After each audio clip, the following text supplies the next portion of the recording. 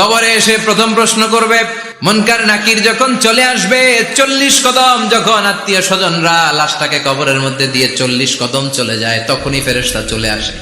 এসেই পরীক্ষা শুরু, মার রব্বুক, তোর রবের নাম কি? আমরা বলবো রব্বি আল্লাহ। দ্বিতীয় প্রশ্ন, ওমা দীনু, তোমার ধর্মের নাম কি? আমরা কি বলবো? তৃতীয় প্রশ্ন, বিশ্বনবীর চেহারা দেখিয়ে বলা হবে, আতারিফু হাদার রাজুল, এই লোকটারে চিনো নাকি? আমরা বলবো চিনি, আমাদের প্রাণের নবী। সব প্রশ্নের উত্তর তুমি পেরেছো। ফায়ুফসাহু লাহু কবরুহু 70 যিরান, আপনার কবরটারে 70 হাত লম্বা করে দেয়া হবে।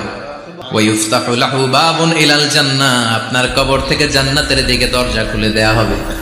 ওয়ায়ুলবাসু মিন লিবাসি আহলিল জান্নাহ, জান্নাতের 2টা রেশমি কাপড়ের পোশাক এনে আপনারে পরিয়ে দেয়া হবে।